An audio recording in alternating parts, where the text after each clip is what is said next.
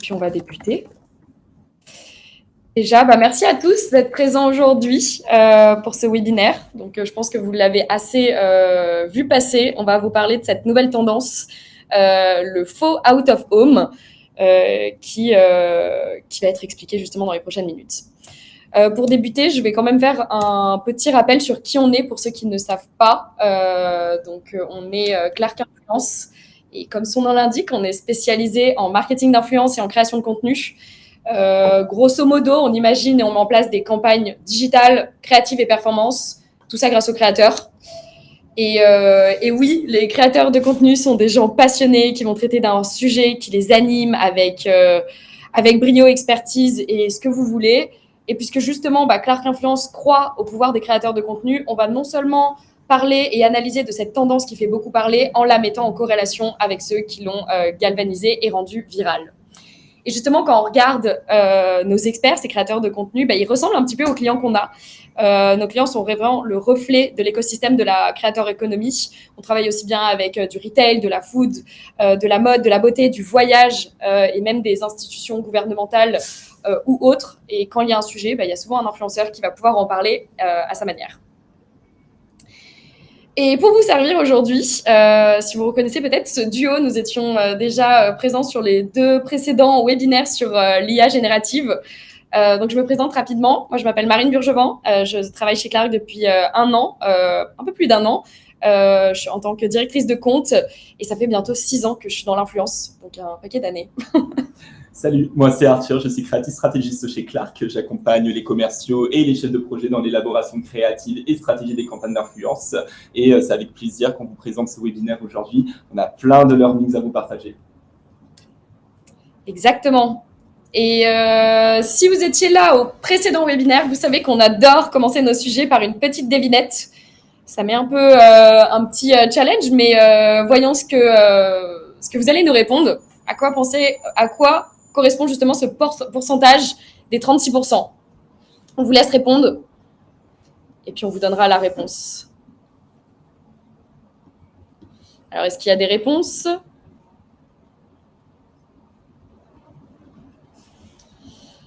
On va peut-être attendre parce que je crois qu'il y a une petite minute de décalage. Toujours, oui. Personne? Ne soyez pas timide, il n'y a personne qui va vous juger. En attendant, on dit bonjour à Jean-Baptiste, on dit bonjour à Victor, on dit bonjour à Alix et à Clémence aussi. On est très content de te retrouver aussi ce matin. Utilisation de l'influence dans la com. Ça pourrait, mais c'est pas ça. La hausse de mon humeur en vous voyant ce matin. Cœur sur toi, Adju. En vrai, on est plus à 150%, si vraiment c'est la réalité. Est-ce que j'attends une dernière ou on va passer à la réponse?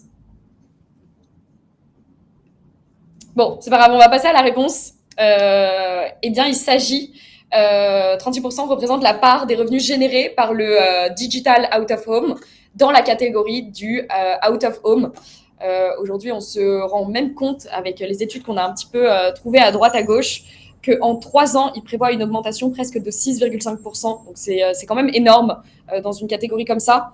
Et comment on peut l'expliquer? Tout simplement parce que le digital out of home, c'est en train d'émerger. Bon, ça fait quand même quelques années que c'est là. Mais pourquoi ça a eu une hausse soudaine? Tout simplement parce qu'aujourd'hui, on a une vraie flexibilité. On n'est pas sur de la programmation print ou autre, c'est du digital. Donc, ça se fait rapidement. On intègre surtout des habitudes. Aujourd'hui, on est hyper habitué à être sur des écrans, on s'y accoutume, on s'y familiarise. Et c'est presque normal finalement de voir ce genre de dispositif parce qu'on est né avec. Et justement, ça a fait place, surtout, il y a beaucoup de gens qui sont assez créatifs dans ce monde, à des innovations et des nouveaux formats. Et justement, en parlant de nouveaux formats, vous avez peut-être vu passer certaines de ces vidéos que vous allez voir live. Donc, je pense qu'elles ont dû vous parler. Et justement, je pense que vous êtes plusieurs à vous être demandé, mais où est-ce que je peux voir ça? À quel endroit de Paris, même si ça ressemble à Opéra, je peux aller voir ces gros sacs Jacquemus qui se baladent comme des bus touristiques ou bien ce métro qui se refait une beauté? Eh bien, je crois qu'on est tous tombés dans le panneau parce qu'en fait, c'est complètement faux. Donc, Arthur, moi et même beaucoup de gens, même notre boss à qui on avait présenté cette première présentation est tombé dans le panneau. Et la confusion, elle est quand même totale. Et c'est justement le sujet de ce webinaire. Aujourd'hui, cette tendance et que justement les vidéos que vous venez de voir, elles font partie d'une catégorie qui s'appelle le faux out of home. Du moins, c'est celui sur lequel on va se concentrer aujourd'hui. Mais il y a plusieurs noms qui traînent un peu sur le web. On peut parler de synthetic out of home, de surreal marketing, de fake out of home. Désolée pour mon accent anglais. Mais en tout cas, celle qui ressort le plus, ça va être le faux out of home. Et justement, on va vous expliquer un petit peu l'intérêt, vous demander mais comment ça a émergé et justement quel est le lien avec l'influence et pourquoi justement ça a pris cette position. Donc Clark, la boîte, pourquoi on a pris cette position sur cette tendance. Et justement, on estime qu'on a une petite légitimité à vous en parler puisqu'on pense, et on est même certain, que cette tendance est particulièrement reliée avec la creator economy.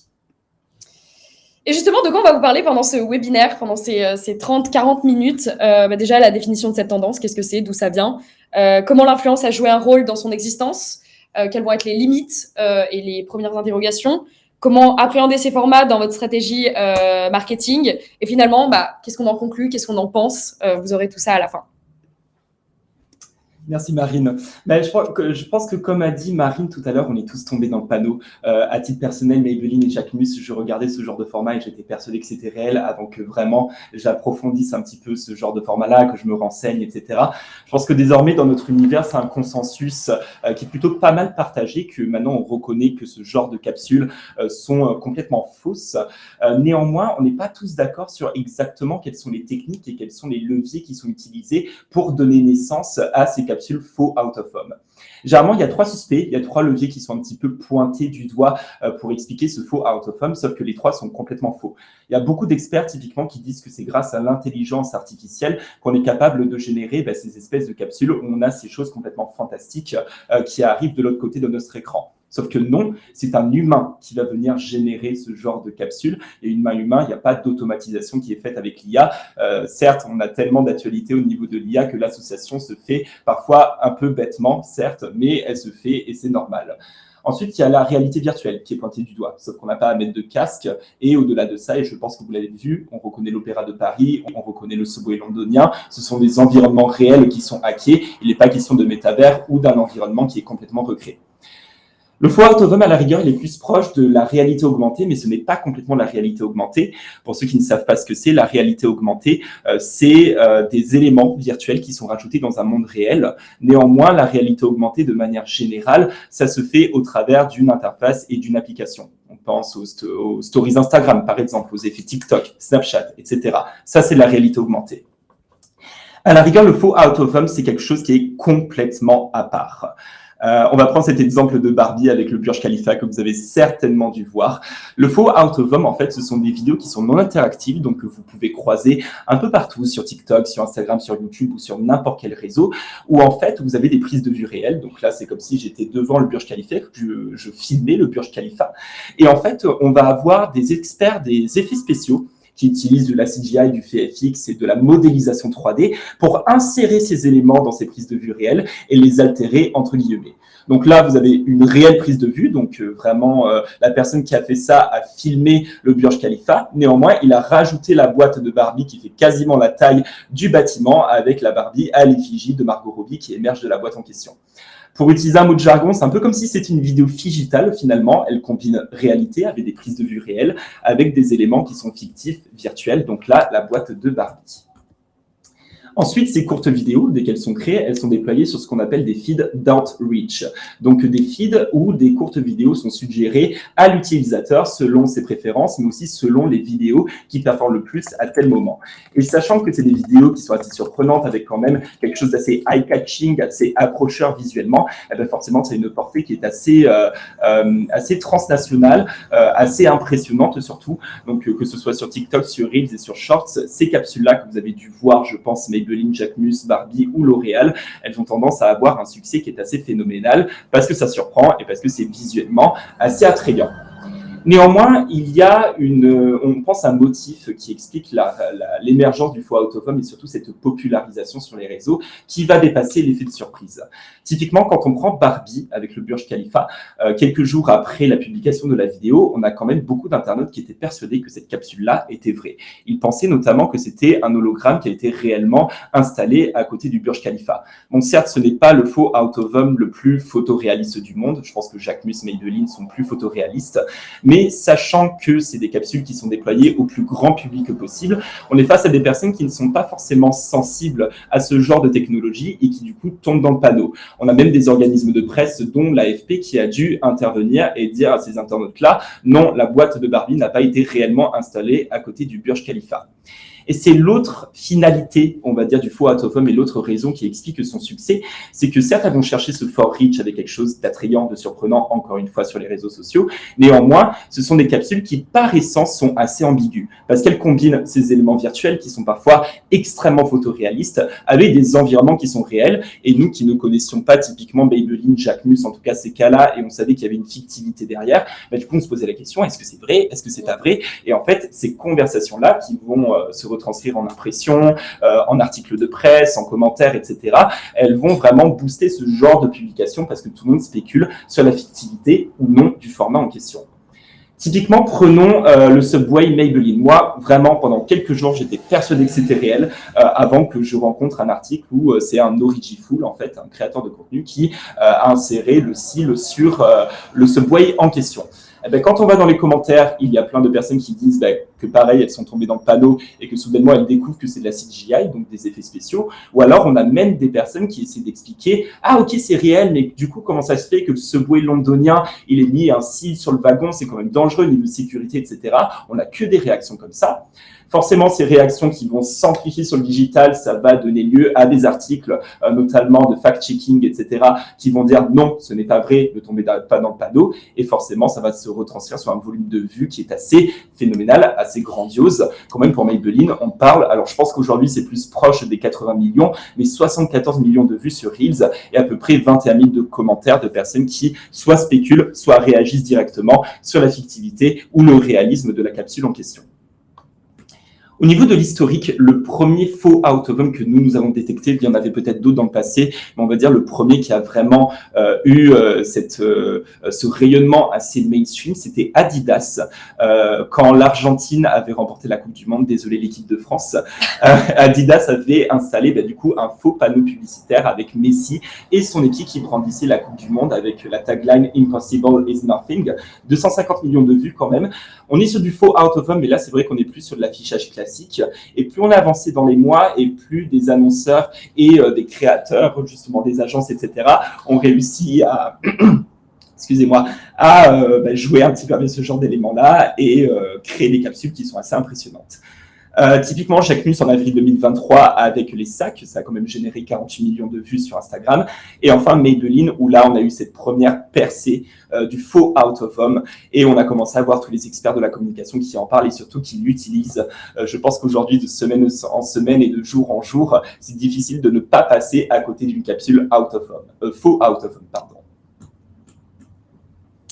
Ok, mais on se dit pourquoi c'est aussi populaire et on va revenir justement sur les 5 raisons qui, pour nous, ont fait que cette tendance est devenue virale et que tout le monde en parle. La première, c'est parce que justement, on va contourner des barrières réelles. Donc, comme vous le voyez, cette vidéo qui a été déployée par la Tour Eiffel, c'est très cool, il y a des toboggans autour, mais évidemment, techniquement et légalement, c'est impossible. Néanmoins, avec la CGI et la 3D ou autre, comme on peut le voir carrément même dans des Marvel, dans des Avatars ou autres films de science-fiction, on arrive justement à matérialiser des choses qui seraient impossibles à voir finalement dans le monde réel. Alors évidemment, pour donner un exemple, je ne suis pas un X-Men et que je ne peux pas avoir de vision laser dans le vrai monde. Toutefois, dans un film, on va être capable de le faire avec les effets spéciaux. Là, ici, c'est un peu la même chose, sauf que c'est à échelle un petit peu plus réduite et dans des capsules digitales. Donc, c'est assez cool parce que les agences en créa doivent s'éclater justement et imaginer un bon nombre de concepts, tous les plus attrayants les uns que les autres, pour aller justement chercher de la portée. Et qui, au-delà de ça, va naître sur le digital. Et quand ça naît sur le digital, ça peut être transcrit et diffusé au plus grand nombre sur n'importe quel réseau, que ce soit TikTok, Reels, Twitch ou que sais-je. et justement, à contrario d'un out of home classique qui va avoir lieu dans un temps limité, à un endroit spécial, on va toucher justement un nombre de personnes restreintes qui va passer devant. Donc finalement, on reprend les mêmes qualités du out of home, sauf que là, on va les diffuser au plus grand nombre avec une expérience qui est certes surprenante, mais surtout qui va toucher énormément de personnes. Deuxième, c'est justement, on voit généralement avec des exemples comme on vous a montré juste avant avec Maybelline, Jacquemus, la Tour Eiffel et là ici le musée d'Orsay, on parle de vidéos qui ont des millions de vues. Donc là par exemple celle du musée d'Orsay, elle a 2,7 millions. Aujourd'hui, quand on regarde les vidéos de ces comptes, on a fait une analyse et c'est les vidéos qui ont le mieux marché. Donc que ce soit pour le musée d'Orsay, c'est les vidéos la plus performantes du compte Instagram. Jacquemus, c'est pareil. La Tour Eiffel, c'est pareil. Ces contenus, ils surprennent et surtout, ils génèrent un nombre de vues stratosphériques. Et qui dit justement faire appel à des créateurs ou des agences, parfois ça coûte beaucoup moins cher que justement de faire un coup de out of home où on a besoin de booker un endroit, de créer toute la production ou autre. Donc derrière c'est un peu moins traditionnel, mais ça coûte moins cher, donc il y a quand même un avantage. Et dernièrement, on est dans un internet qu'on a appelé le Zarbi, le bizarre. Vous avez peut-être vu passer justement plusieurs vidéos qui ont été passées par McDonald's où on voyait justement des personnes qui, après avoir bu ce milkshake, ils étaient soudainement possédés par une espèce de chose hyper bizarre, presque horreur. Donc ça a l'air d'un cas isolé là comme ça, je vous cache pas, mais c'est pas mal représentatif de ce qui se passe aujourd'hui sur Internet. On voit de plus en plus de vidéos absurdes. C'est un humour qui semble fonctionner, qui est un peu particulier évidemment, mais on est face à des consommateurs qui sont à la recherche de plus en plus de créativité et qui sont accoutumés à ce type de vidéos. Donc on est obligé d'aller dans ce sens-là aujourd'hui pour pouvoir réussir, pour être justement surpris, inspiré et justement, je vais en revenir à mon 5e mois, sortir de ce monde anxiogène qui est le nôtre et échapper à cette dure réalité en allant chercher une réalité qui est améliorée, qui est un peu plus snackable et qui est un peu plus jolie et différente. Et justement, on va se dire, mais qui se cache derrière ce genre de réalisation? Si c'est pas l'IA, comme Arthur l'a dit, ce sont des humains, mais qui exactement?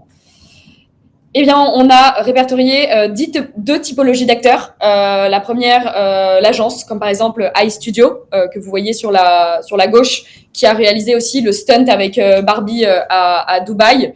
Et là, justement, c'est une collaboration avec iSpice, où elle a été matérialisée directement dans la Statue de la Liberté.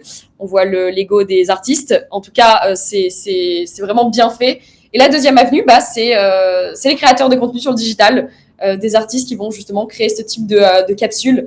Comme là, par exemple, c'est un influenceur virtuel, il s'appelle Zlou, il a 129 abonnés sur Instagram, et lui, son truc à lui, c'est de venir déformer le paysage de monuments parisiens en se mettant en scène justement dedans. Donc c'est assez cool à regarder, et puis voilà. Et justement, on va s'intéresser à cette deuxième catégorie de profils qui vont être les créateurs de contenu. Et si je vous mets les deux vidéos que vous avez déjà vues plusieurs fois, petite question, est-ce que vous êtes capable de me dire le point en commun avec ces deux vidéos? Je pense que tout à l'heure, Alexandre Saillard nous avait donné un petit teasing. En tout cas, je sais qu'il va y avoir un petit peu de délai. Mais on voit bien qu'aujourd'hui, le point en commun justement avec ces deux vidéos, c'est qu'elles ont été créées par le même créateur. Il s'appelle Yann Pagam, ou alors alias Origiful sur Instagram. Et c'est un expert de la CGI qui vient de Californie, qui adore la poésie, le surréalisme et qui est aujourd'hui installé en France et qui s'y fait un nom justement à publier plusieurs capsules en ajoutant des éléments 3D, de la VFX, de la CGI pour justement déformer ces environnements réels. Aujourd'hui, cet influenceur, quand on a créé cette publication il n'y a pas si longtemps et qu'on l'a mis à jour, il était à 309 000. Aujourd'hui, je crois qu'il est à plus de 325. Et surtout avec un taux d'engagement, alors je ne sais pas si vous voyez, mais de 25%. Pour vous donner une idée, pour vous montrer à quel point cet engagement il est stratosphérique, c'est que généralement, nous, dans nos campagnes d'influence, quand on va proposer des profils, on se base un petit peu sur la moyenne, qui est environ de 2-3. Donc voilà, ça reflète justement aussi son nombre de vues moyennes, qui est échelonné autour des 1,3 million de vues. Donc pour 300 abonnés, c'est quand même énorme. Et justement, c'est ça qui est intéressant, c'est qu'on va voir que ces capsules, elles se tiennent finalement entre, un petit peu comme un funambule, entre la réalité et la fiction. Et c'est ce qui va venir animer beaucoup de personnes. Donc là, on vous a mis des exemples de capsules qu'il a créées. Celle à gauche, c'était pour le 14 juillet. Celle au milieu, c'est il y a une collaboration avec Hyundai, je ne sais pas comment on dit exactement, mais en tout cas, c'était pour promouvoir leur nouvelle voiture, parce que eux, leur credo, c'est d'être à cheval sur les systèmes de sécurité. Et à droite, c'est une vidéo qu'il a un peu fait comme ça, en fonction de ses envies, qui n'avait pas forcément d'ambition globale. Mais voilà, c'est pour vous montrer un petit peu son univers. Et on a répertorié un best case pour nous, puisque aujourd'hui, il est l'ambassadeur de Jacquemus, donc cette marque de mode qui a conquis pas mal de cœurs. Et vous avez probablement vu certains de ces faux, donc ceux qu'on vous a montrés précédemment, mais aussi ceux-là. On peut voir par exemple une claquette qui devient un bateau, un sac qui devient une espèce de bouée géante dans la Méditerranée. Bref, Jacquemus, il est pas mal à l'initiative de plusieurs out of home aujourd'hui. Et justement, pour la sortie de sa nouvelle collection, Jacquemus a fait appel à ce talent pour justement montrer la corrélation qu'il y a directement avec l'été, en rajoutant justement des éléments très estivales, provençales, et justement rentrer créativement dans l'univers de Jacquemus et de sa nouvelle collection. Et beaucoup de ces bed cases, justement, ils ont été créés par OGFool avec ces 7 capsules qu'il a fait de juin à septembre. Il y a eu plus de 3,3 millions de vues en moyenne et avec un nombre de vues cumulées de 20 millions. Donc, c'est quand même énorme. Et justement, comme on disait tout à l'heure, elles sont portées par la même personnalité qui a l'initiative de pas mal de choses. Et quand on se rend compte, même sur ces capsules qu'il fait de manière complètement personnelle, donc sans collaboration ou autre, il met aussi le hashtag FOOH. Donc oui, vous allez me dire, trop cool, j'ai envie de collaborer avec OrigiFool, il est incroyable. Mais il n'y en a qu'un, évidemment. Mais aujourd'hui, on a fait quand même un petit tour, et c'est pour ça que vous êtes là. C'est qu'on a dénombré un bon nombre de magiciens qui vont utiliser aussi ces effets spéciaux, comme la CGI, l'IA, la 3D, pour venir altérer ces environnements. C'est de là d'où vient notre parti pris de dire que la content creator economy et justement l'influence et le faux out of home sont particulièrement connectés, parce qu'on s'est aperçu que bien avant le faux out of home, on a vu une branche de créateurs de contenu qui a particulièrement émergé, ce qu'on appelle les reality benders.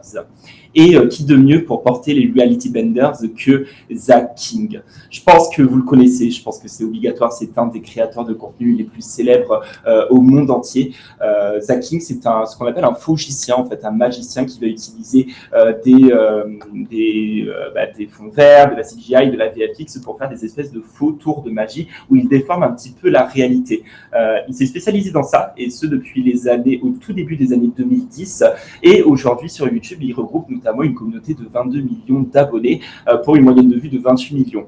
Si vous avez des notions de YouTube, vous savez que c'est compliqué d'avoir une moyenne de vue qui dépasse le nombre d'abonnés. C'est assez impressionnant, et Zach King qui a vraiment cette portée internationale et cet aspect un peu plus créatif, un petit peu plus enchanteur et poétique, il arrive à faire ça, et il arrive encore à monter aujourd'hui.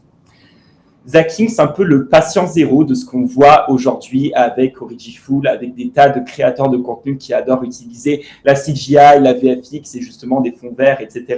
pour un peu déformer la réalité. C'est ce qu'on appelle du coup des reality benders. C'est une typologie qui est assez large. On a aussi des personnes qui font de la transition, on a des personnes qui vont rajouter des effets lumineux, etc. C'est une catégorie qui est encore une fois extrêmement large, mais dans laquelle on peut retrouver des personnes qui sont susceptibles de faire justement du faux out of home. Et comme je disais, les reality benders, ils ont précédé le faux out of home, et ce depuis quelques années. Si on revient un petit peu en arrière, on s'aperçoit que Zach King, il fait ses petits tours de magie depuis 2009 quand même. Il a sorti sa première chaîne Final Cut King en 2009 et il a commencé à sortir des petites capsules qui mixent justement réalité et des éléments un petit peu plus digitaux. Typiquement, sur sa saga Jedi Kittens, où on a des chatons qui se battent avec des sabres laser, il a quand même, en 3 vidéos, je crois, créé à peu près 88 millions de vues. En 2013, il ouvre sa chaîne personnelle, sa chaîne sur laquelle il est encore aujourd'hui, qui s'appelle tout simplement Zacking, qui aujourd'hui a 22 millions d'abonnés. Mais là où Zacking est particulièrement intéressant, c'est qu'il a été une des premières personnes à utiliser TikTok dès 2016. Et sur TikTok, il a aujourd'hui 80 millions d'abonnés, plus de 80 millions d'abonnés, et il est le 6e compte le plus suivi mondialement sur TikTok. Pourquoi on vous présente ça? Parce que ce n'est pas anecdotique. TikTok a quand même été énormément bénéficiaire aux reality benders.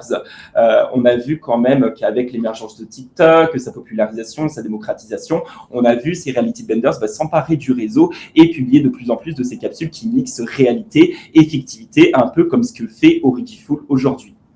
Aujourd'hui, maintenant, sur TikTok, comme sur Reels et sur Shorts, vous pouvez croiser des vidéos comme ça. Des installations à Paris où on voit des espèces d'œils géants, des personnes qui vont se prendre pour Iron Man avec des espèces de technologies qui vont les vêtir comme si c'était une armure, des éponges qui vont absorber absolument tout et n'importe quoi. Désormais, ces créateurs-là, ils se popularisent énormément et encore plus sur ce genre de réseau-là et de feed-là. Alors, pourquoi TikTok a été aussi bénéficiaire? Déjà, le cahier des charges est beaucoup moins dense, on va dire, qu'une vidéo YouTube. Une vidéo YouTube, ça doit être long la plupart du temps, tandis qu'un TikTok, avec une vidéo de 10 secondes, vous pouvez avoir beaucoup plus de vues que ce que ça vous prendrait avec une vidéo de 10 minutes, admettons, sur YouTube. Les impressions et surtout l'impact direct, il est beaucoup plus conséquent sur TikTok comparé à YouTube. Donc, dès lors, des reality benders qui, quand même, doivent prendre pas mal de temps pour créer leurs capsules, ils peuvent avoir une meilleure fréquence de publication et du coup, un meilleur positionnement à la fois sur les algorithmes, mais aussi dans l'imaginaire collectif. Les experts en animation, on a vu à peu près le même phénomène de leur côté, donc ceux qui font des espèces de petits dessins animés en 2D, ils étaient populaires sur YouTube. Désormais, avec TikTok, ils sont encore plus populaires parce qu'ils peuvent avoir une meilleure fréquence de publication et avoir vraiment un positionnement sur l'écosystème TikTok.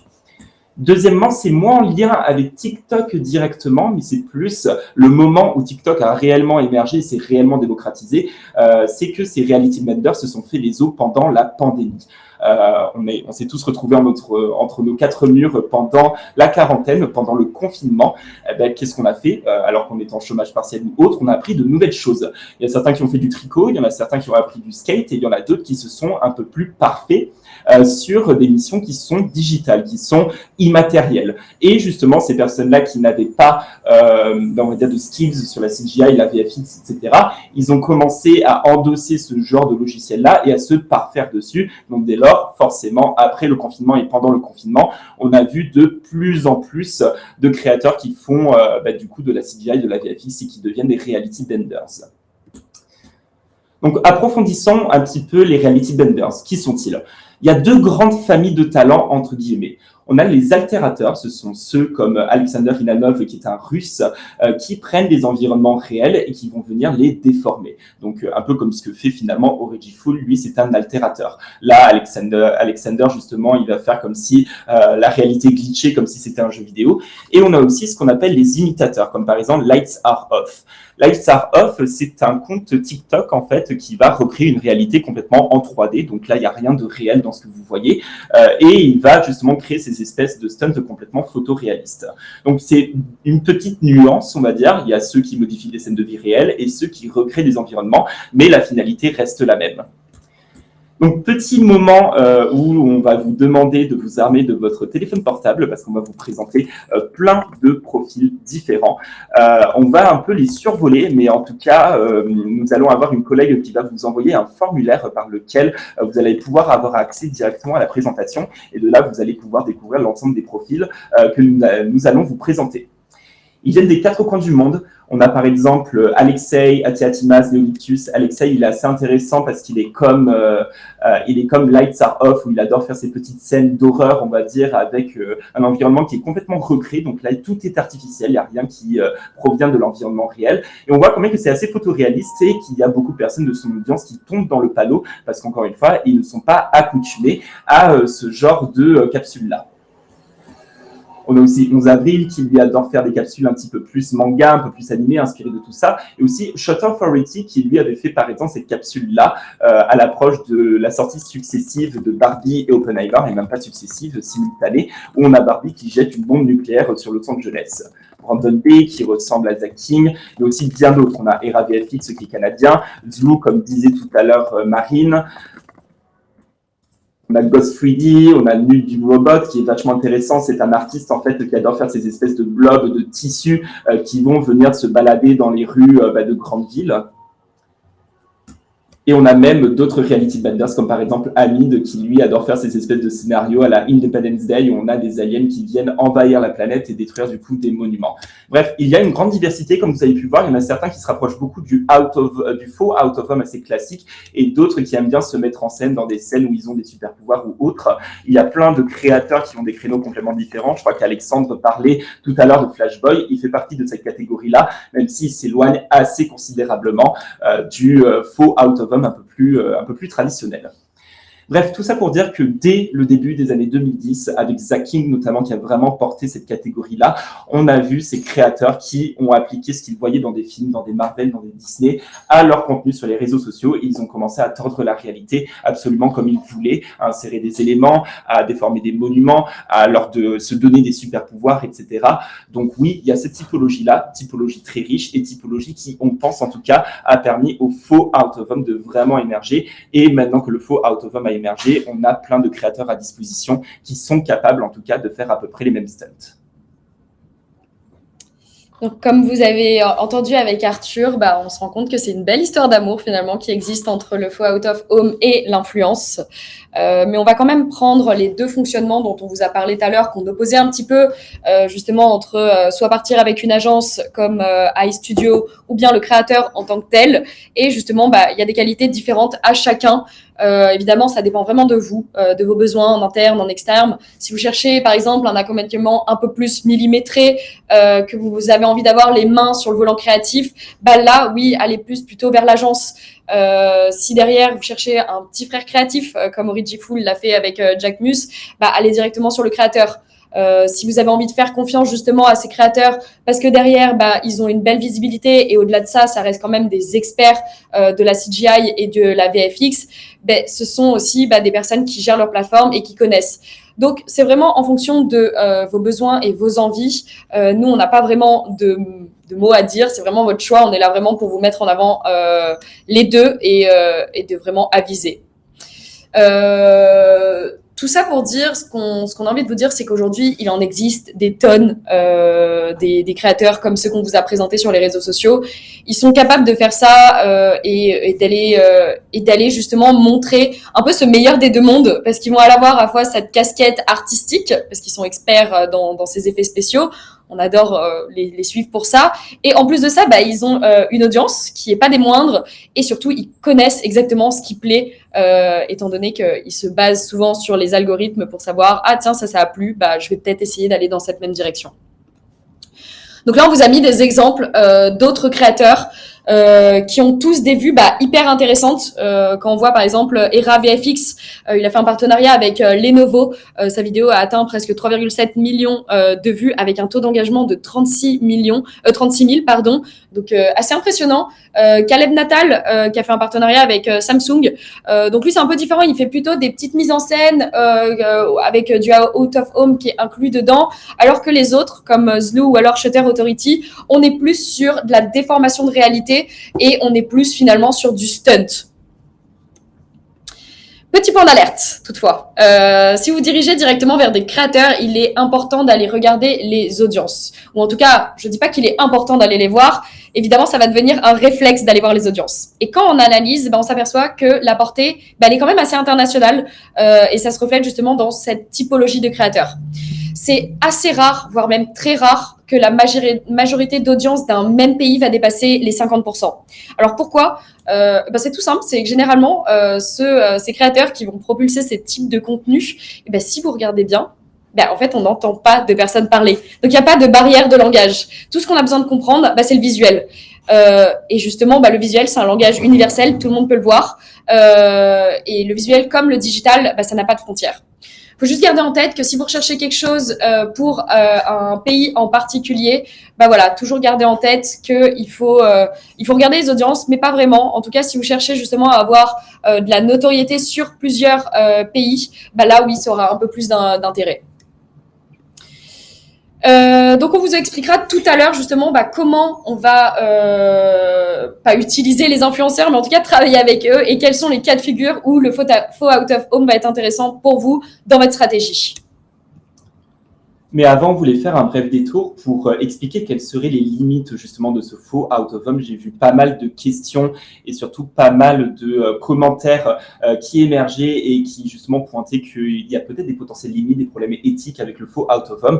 Là, on voulait faire un bref détour pour être le plus impartial possible justement sur la catégorie et la tendance, parce que certes, c'est populaire aujourd'hui, mais est-ce que ce sera populaire demain ? Donc, on va voir combien de temps ça dure parce qu'on pense qu'il y aurait potentiellement une épée de Damoclès au-dessus de la tête du faux out of home. Parce que quand on y pense aujourd'hui, la vraisemblance sur les internets a disparu complètement. Depuis quelques années, on a beaucoup de fake news, on a beaucoup de désinformation qui émergent de plus en plus. Et avec l'IA et les deepfakes simultanément, aujourd'hui, on regarde les contenus sur les réseaux et on se pose sans cesse la question merde, est-ce que ce que je regarde, c'est réel ? Est-ce que ce n'est pas factice ou quoi que ce soit ? Et aujourd'hui, on vit un petit peu dans ce doute. Donc, avec du faux out of home qui va venir croiser virtualité et réalité, est-ce que ça ne rajoute pas finalement une couche d'ambiguïté ? Parce que tout le concept d'un bon faux out of home est celui qui va vraiment percer sur les réseaux et qui va générer un maximum de commentaires et d'interactions. Ce sont ceux qui vont un peu duper les internautes finalement. Si on prend la capsule faux out of home que L'Oréal a réalisée avec McCain, on regarde que dans les commentaires, il y a plein de personnes qui disent comment scientifiquement c'est possible, vous allez rajouter un tracé rouge justement sur les rues parisiennes, c'est un peu bizarre, etc. Je pense que ça va partir avec la pluie. Bref, plein de personnes qui vont théoriser sur le fonctionnement réel de ce qui est montré digitalement. Donc beaucoup de personnes qui tombent dans le panneau, ça on l'a sans cesse répété depuis le début de la présentation.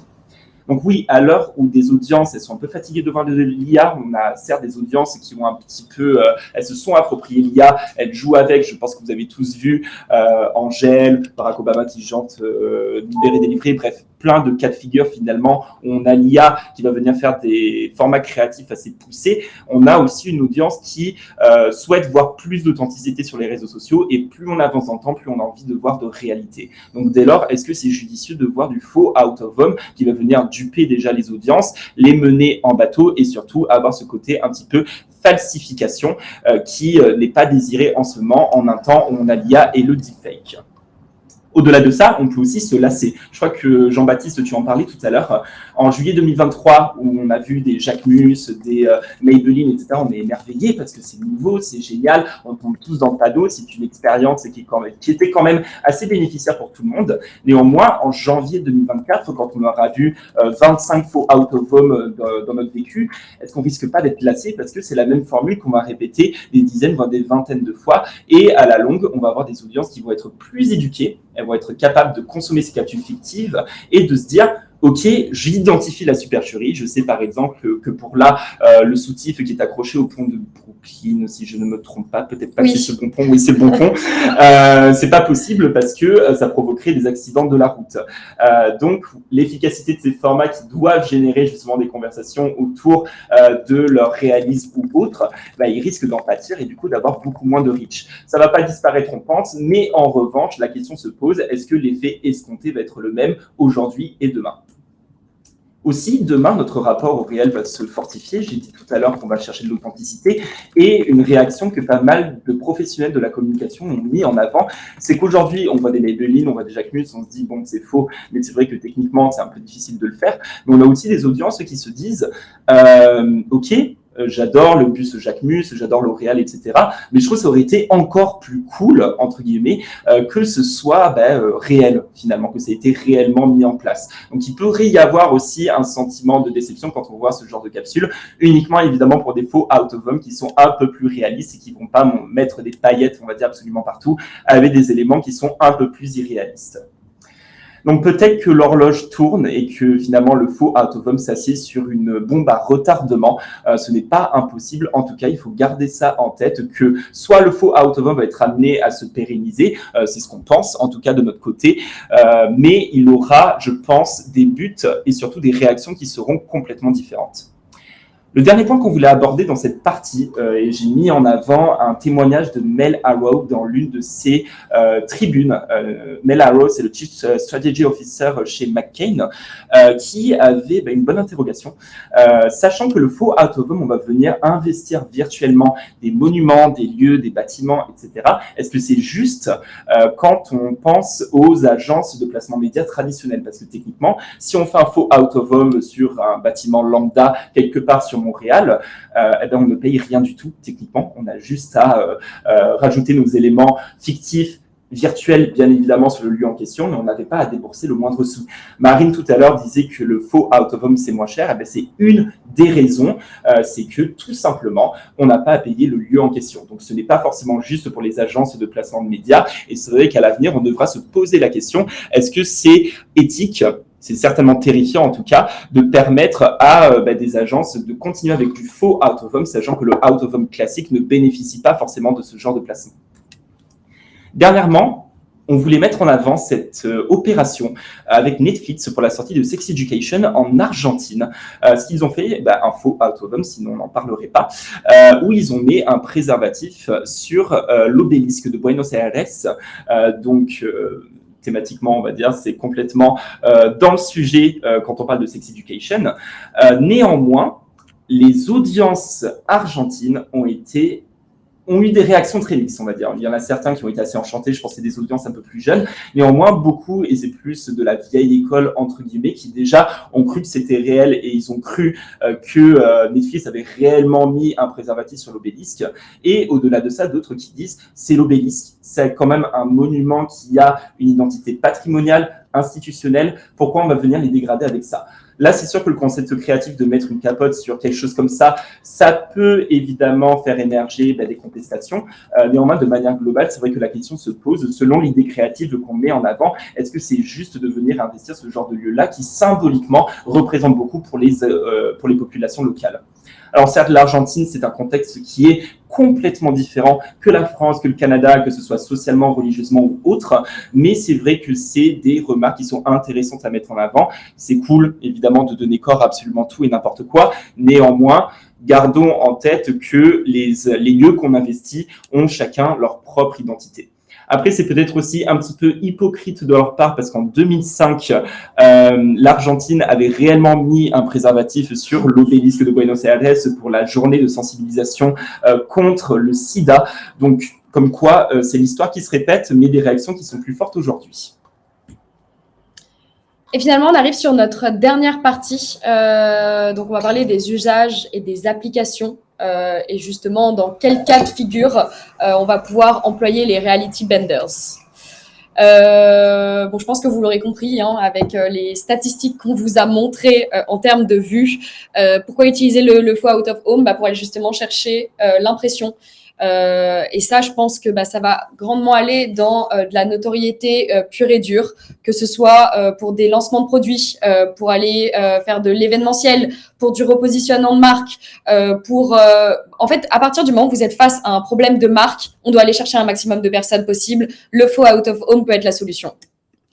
Et vous allez me dire, OK, mais pour quelle industrie? Parce que par rapport aux petites vidéos qu'on vous a montrées, celles qui ressortent le plus, ça va être le premium luxe, la cosmétique, le cinéma, la tech. Donc, c'est vrai, évidemment, ça s'y prête un petit peu plus. Mais quand on y repense, si on a un minimum d'imagination, elles peuvent vraiment s'y prêter pour n'importe quelle industrie. Et donc, aujourd'hui, on va vous partager les 4 modèles de collaboration qui peuvent exister avec les reality benders, donc les créateurs de contenu qui intègrent du faux out of home. La première, on va vous parler du faux classique, de la collaboration talent, de l'optimisation de contenu par un créateur et enfin, les témoins faux out of home. Donc, je vais rentrer dans le détail. Le premier, donc pour le faux classique, donc par exemple avec cette vidéo de Maybelline que vous avez sûrement dû voir, L'Oréal, excusez-moi, je confonds. En tout cas, c'est pareil que Maybelline ou Jacquemus, on est sur du contenu qui a été créé directement par le reality bender ou directement l'agence, mais qui est publié sur les comptes réseaux sociaux de la marque concernée qui a fait le partenariat. Il est assez rare que le reality bender soit cité. Le contenu, il apparaît souvent en fait sous la propriété créative de la marque.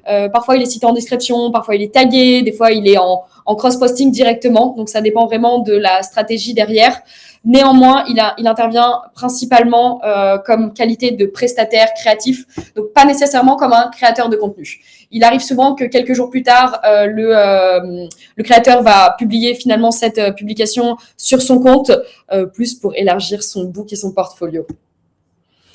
Le deuxième, donc on vous l'a montré plus tôt, c'est des marques qui collaborent directement avec ces experts, comme des influenceurs classiques. Et justement, ce contenu collaboratif, il est directement publié sur le compte des Reality Blenders, pas forcément sur la marque, ou encore une fois, dépendamment du plan qui a été imaginé, on peut faire du cross-posting.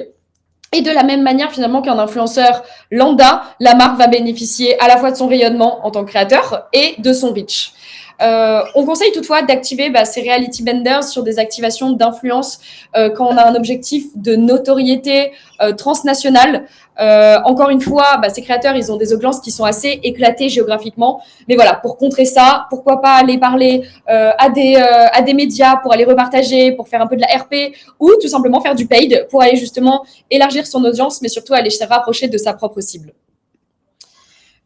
Pour le troisième, on parle d'optimisation contenu. Donc là, on est aussi dans de la stratégie d'influence, sauf que là, on est sur un modèle de collaboration où on voit un reality blender collaborer directement avec des influenceurs classiques. Donc tout simplement, on parle un petit peu de contenu où le créateur va filmer une scène directement dans le monde des réels et le reality blender va prendre justement cette vidéo en altérant la réalité. Il va ajouter des effets 3D comme on a pu le voir dans les vidéos pour rendre la vidéo un peu plus peps, un peu plus attrayante et lui donner un petit coup un peu différent de ce qu'il a l'habitude de faire. Donc pour le premier modèle, le Reality Blender intervient vraiment comme un prestataire créatif, mais on est quand même sur du brainstorming collectif. Et finalement, le dernier, alors ça, c'est un modèle qu'on a imaginé en interne en se disant comment faire pour optimiser justement le faux out of home. Et on va parler justement de ces modèles un peu témoins où on verrait des créateurs de contenu traditionnels, donc amplifier la portée d'un contenu faux out of home. Donc comment ça pourrait se passer? Ça pourrait juste simplement arriver directement avec la publication du faux out of home par le créateur de contenu, l'expert en CGI, et derrière les influenceurs filmeraient directement sur les lieux où a lieu le faux out of home et le Reality Blender viendrait ajouter directement les éléments qu'il a fait pour le stunt directement sur la publication.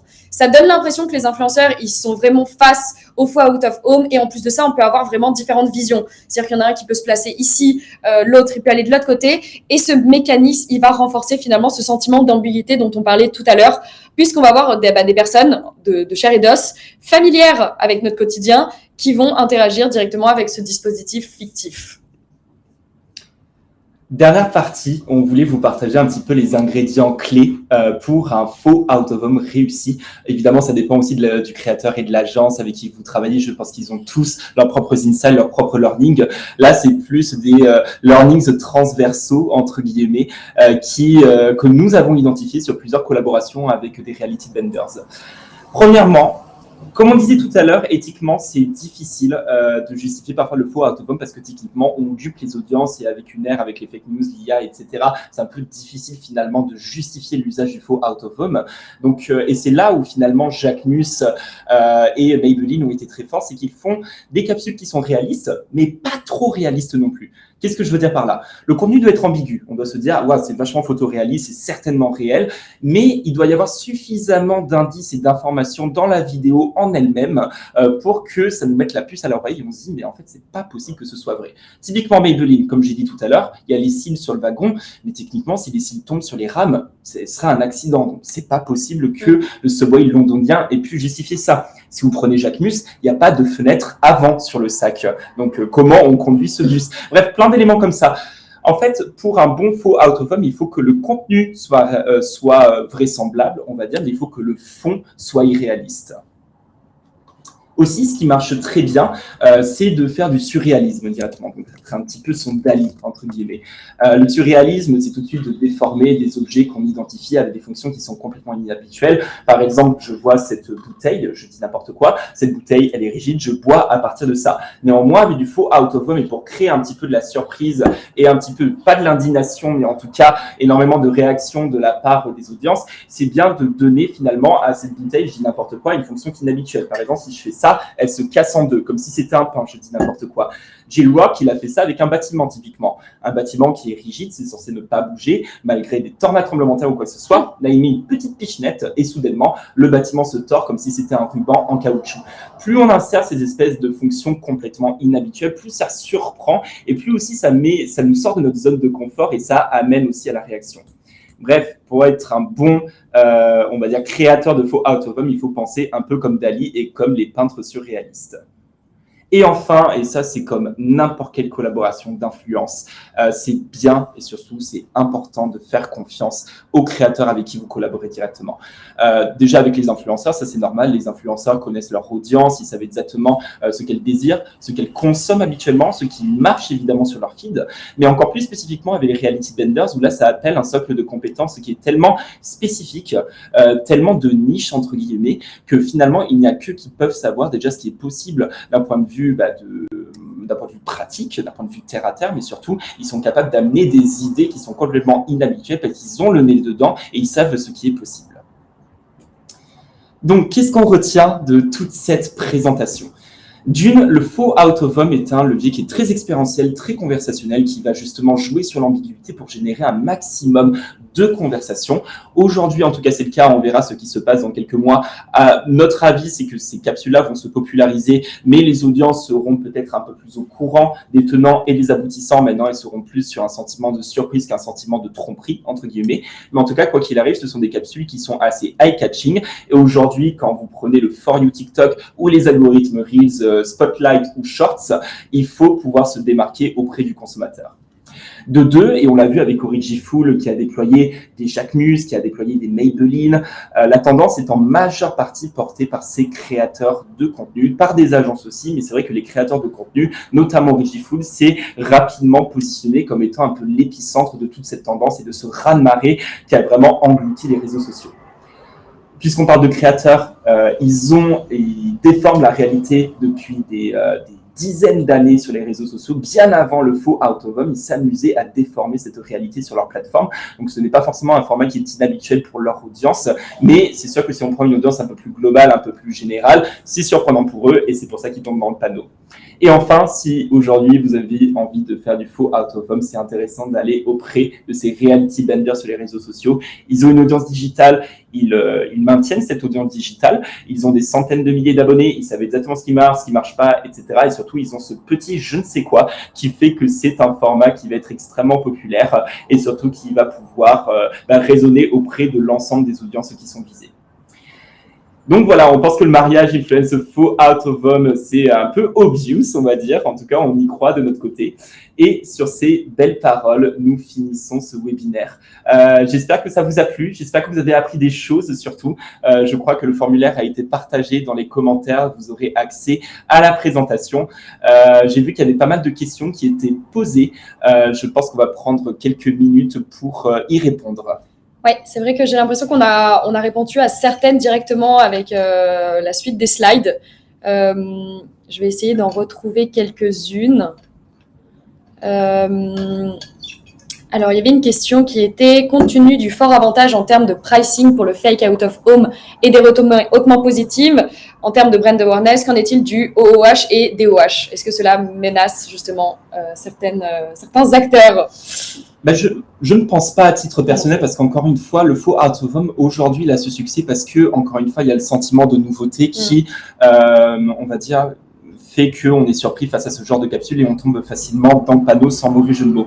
Ce qui fait que le out of home aura toujours une légitimité limité sur le physique parce que au bout de certains mois, on va être accoutumé à ce genre de format et on va pas les voir comme de l'affichage classique entre guillemets.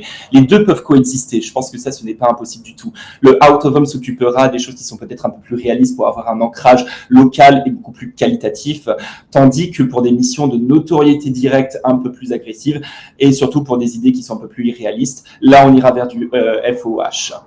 En tout cas, on peut finalement l'apparenter à est-ce qu'on doit avoir une boutique physique ou une boutique uniquement digitale. C'est un peu la même chose. Aujourd'hui, il y a des gens, ils aiment bien voir aussi les choses de vrai. Donc, je pense pas que l'un annule l'autre. Au contraire, je pense que ça va juste booster finalement peut-être même ce type de format dans l'univers OOH. Un autre argument qui était pas mal mis en avant, qu'on n'a pas forcément mis dans la présentation, qui était partagé par pas mal de professionnels, c'est que finalement, le faux out of home aussi va venir cibler des personnes qui ne peuvent pas se permettre de payer des JC Déco ou quoi que ce soit pour des campagnes d'affichage un peu plus globales. Donc, c'est sûr pour des marques qui démarrent, des marques locales, des marques qui n'ont pas beaucoup de moyens, je pense à des Kickstarter ou n'importe quoi, c'est une avenue qui est vachement intéressante parce que les prix sont beaucoup plus accessibles et le reach, il est tout aussi impressionnant. Après, ça dépend évidemment du ciblage que tu veux avoir sur l'opération en question. Si tu veux avoir un ciblage, encore une fois, international, c'est intéressant. Si tu dois avoir du local, tu fais du paid média. Mais en tout cas, pour eux, ça permet d'avoir ce coût assez réel, assez authentique, sans forcément passer par du out-of-home classique. On viendra sur une deuxième question qui est, outre le buzz, est-ce que ça génère réellement des ventes pour ces entreprises et comment ça se concrétise niveau ROI? Alors moi, j'irai sur ce type de dispositif. On est principalement sur un objectif de notoriété ou de considération, mais on est surtout en fait sur comment faire pour aller toucher un maximum de personnes. Aujourd'hui, quand on regarde finalement le funnel marketing, il faut toujours passer par cette première case qui est aller toucher beaucoup de monde, aller faire de la considération et après aller sur des ventes. Je pense que si votre objectif principal c'est j'ai besoin de faire convertir, je ne vous conseillerais pas forcément d'aller sur ce type de stunt. Mis à part si on est par exemple sur, je sais pas, vous avez une nouvelle boutique qui va ouvrir, je sais pas, dans une nouvelle ville et vous faites un out of home directement au sein de cette boutique, ça peut créer justement ce côté notoriété qui va être ça va créer énormément de bruit, mais qui va aussi montrer j'ai ouvert une nouvelle boutique, j'en ai fait un out of home, mais elle existe véritablement. Si c'est pour peut-être driver des personnes, si on est sur ce type d'ROI, why not? C'est ce qu'a fait Jacques Mus, typiquement, pour l'ouverture de la boutique à Paris. Exact. Une vidéo un peu mixte, c'était pas que du faux out of home, mais en tout cas, ils ont énormément participé. Quand on ouvrait les portes de la boutique, il y avait plein de cerises, je crois, qui sortaient de la boutique en question. Ouais, et le dernier exemple avec Jacques Mus, d'ailleurs, c'est qu'il a sorti son livre, donc pour ceux qui l'ont vu passer, et il a fait plusieurs capsules, justement, avec Yann Pagnam, donc Origiful, où on voit justement le livre à Versailles qui est en train de s'ouvrir, et justement, c'était un appel il y a quelque chose qui est en train de se tramer, et là, quand on regarde justement ces dernières posts, je crois que ça date d'il y a même pas 2 ou 3 jours, on le voit en train d'annoncer l'arrivée de son livre. Après, c'est vrai que je pense que Jacques Mus, c'est un cas un peu à part parce qu'ils ont vraiment réussi à s'approprier le faux out of home directement.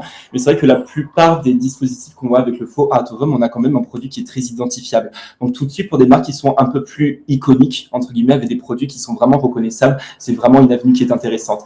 Pour des lancements produits, parfois, on peut se poser la question, si je commence le produit, c'est super intéressant, mais pour le lancement d'une marque, tu sais, on peut se poser la question, on se dit, est-ce que je suis suffisamment iconique pour bénéficier de ça? Est-ce que en mettant un artefact de marque en avant dans du faux out of home, je vais avoir la résonance parce que personne ne me connaît. C'est aussi une question qu'on peut se poser. Est-ce qu'il y a une dernière question à laquelle on pourrait répondre? Alors celle-ci, on y a répondu pour Léo Lorini et Flashboy. T'en as parlé tout à l'heure. Ouais, c'est dans la même catégorie, mais c'est sûr que c'est pas du Flashboy MP4 qui va faire directement du faux out of home. Là, ça concerne vraiment un panel de créateurs qui est un petit peu plus différent. Là, c'est vrai qu'on a présenté une belle diversité, certains qui peuvent en faire, certains qui peuvent pas en faire. Je pense que Flashboy, il est vachement intéressant pareil. En fait, c'est des mêmes missions de notoriété qu'il peut faire, mais c'est sûr que ça n'aura pas les mêmes qualités qu'un faux out of home assez typique et assez traditionnel. Et Clémence, oui, il va falloir faire attention aux enjeux liés à la propriété intellectuelle. Je pense qu'aujourd'hui, ça va être un petit peu le gros zoom, puisque étant donné qu'on commence à avoir de plus en plus de cas, évidemment, les flashlights, ils vont se poser là-dessus, un petit peu comme l'IA, mais avec plaisir pour en parler. En tout cas, merci à tous. Et encore désolé pour les petits aléas du direct. On espère quand même que vous avez appris quelque chose, que vous avez passé un bon moment en notre compagnie. Et n'hésitez pas à remplir justement le formulaire. On vous enverra directement le lien de la présentation. Dans tous les cas, on va sûrement laisser ce live sur notre réseau. Donc, n'hésitez pas à le partager à des confrères qui n'ont pas pu se joindre à nous. Et puis, je vous souhaite une très bonne matinée pour les Canadiens et une belle fin d'après-midi pour l'Europe. Merci à vous tous. On vous souhaite une bonne fin de journée.